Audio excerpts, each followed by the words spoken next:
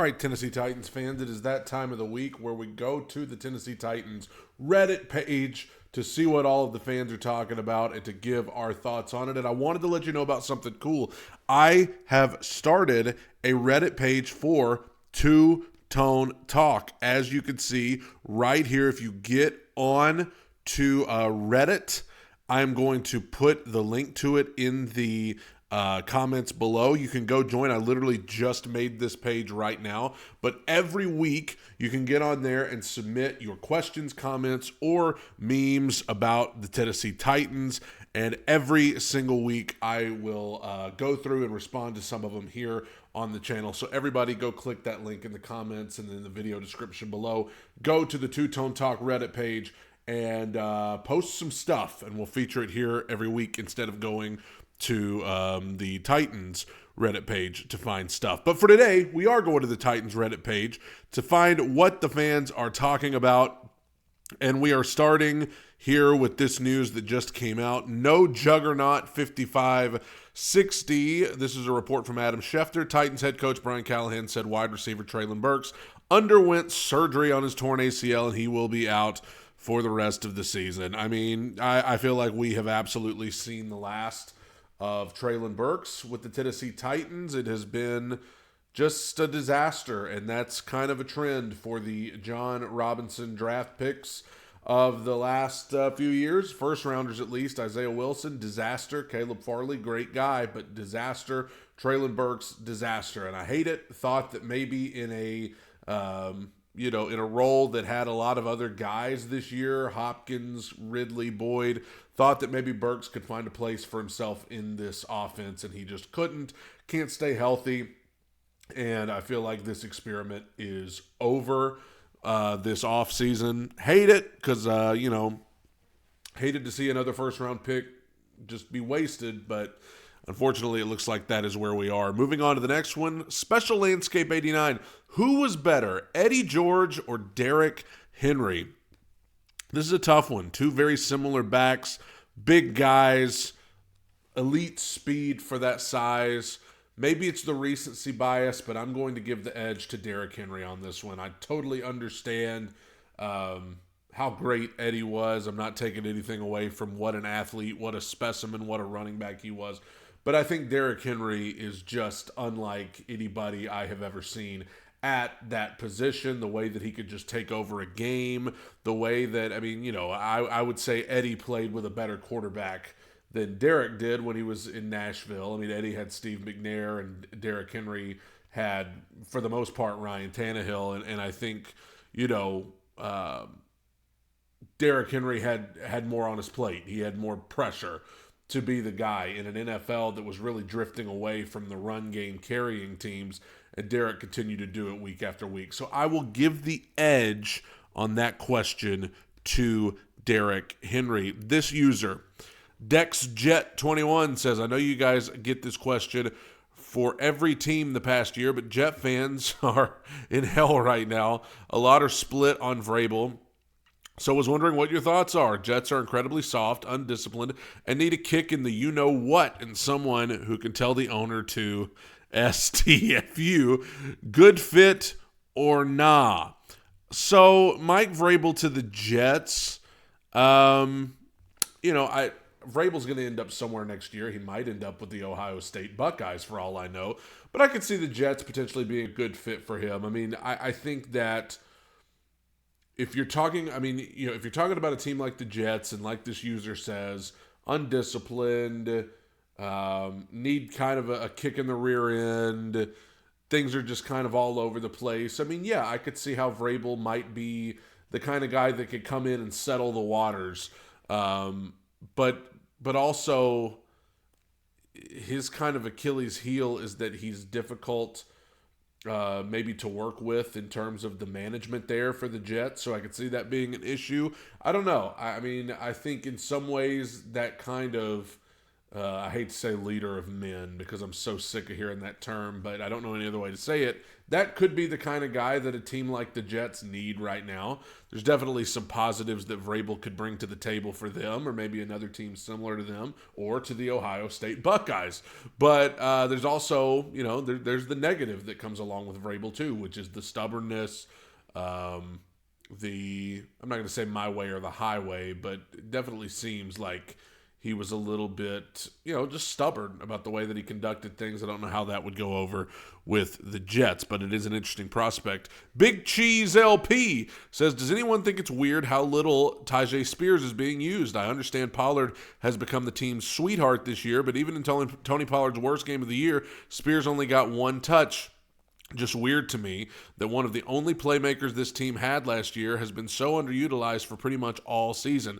If they still weren't confident about concussion protocol, he shouldn't have been active. I will say, I like Tyjae. He was one of the guys I was really excited about coming into this season, and I got to say this season has been a massive disappointment for Tyjae Spears, and a lot of it has to do with injury. I mean, he's had concussions. He's had other injuries. He's missed a lot of time, but I was expecting it to be kind of a 50-50 split between him and Tony Pollard, and it's been like 80-20, maybe even some weeks 90-10 in terms of Pollard being favored over Spears. I don't know what's going on. I don't know if it's the injuries that are causing this, but it has been a very disappointing sophomore season for Tyjae Spears.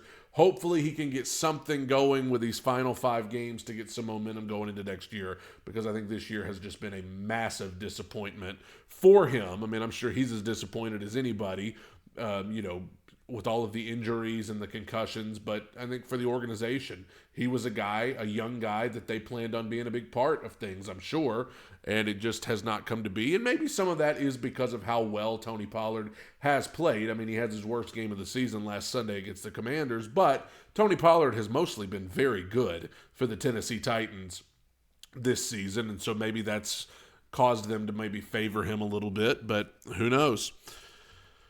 I'm not even going to read that username. Will Levis is the answer. Nitpick what you want, but since returning from the shoulder injury, he has done his job. Today, assuming he's talking about the Commanders game, was all on Callahan's garbage preparation and turnovers. The OL sucked too, of course. Levis got one of the best arms in the league, and he's starting to show it. When he has protection, he throws dots. Yes, Will Levis has played well. We've talked about this a lot on the channel. Will Levis has been very good since he came back from the shoulder injury. He's gone from being the biggest problem the Titans have to being one of the only bright spots on the team is kind of what's happened with Will Levis. Be careful talking about, when he has protection, he's good. There are going to be times where you're going to have to throw the ball well under pressure. There are going to be times where pressure is going to happen. But I get what you're saying. The loss Sunday, I was very disappointed in how the team as a whole came out. I was disappointed in how flat they were. I was disappointed, and that is on coaching. I was disappointed in how they just had no energy.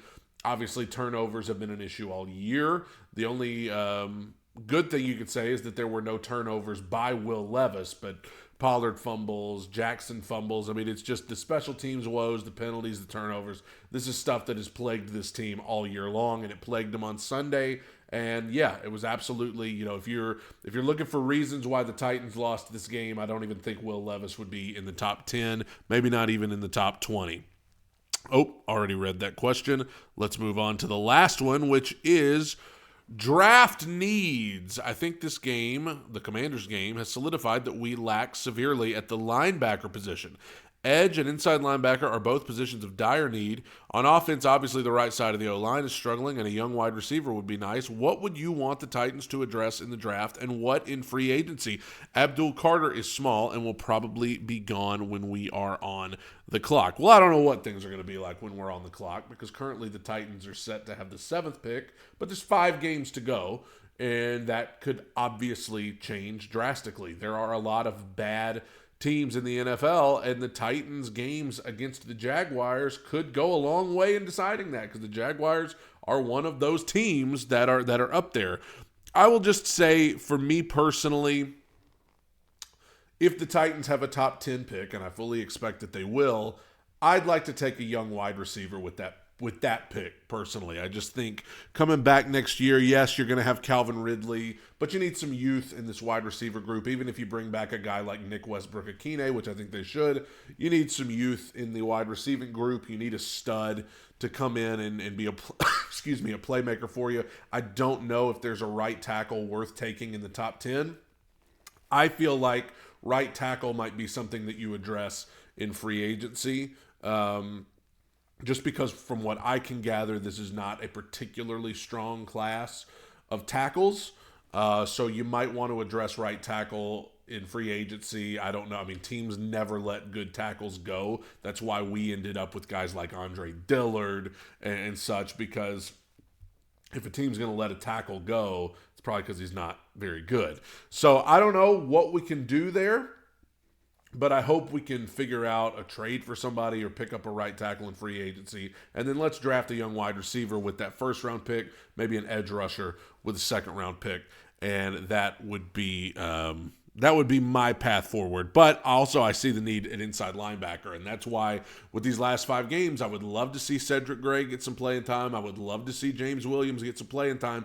You owe it to yourself to see if those young guys could be a part of this thing next year and help you. Remind you one more time of the brand new Two Tone Talk Reddit page. Yes, indeed. Go over there. The link is in the video description and the pinned comment below. And submit some questions, comments, memes. I'm going to do a weekly segment here on the Two Tone Talk channel where I respond to your questions, comments, and memes. So get on here, Two Tone Talk, join this community, and get to submitting stuff. And you can have your posts read on the channel next week. Thank you, guys. God bless you. Take it in and soak it up. Tighten up. God bless you. Bye, everybody.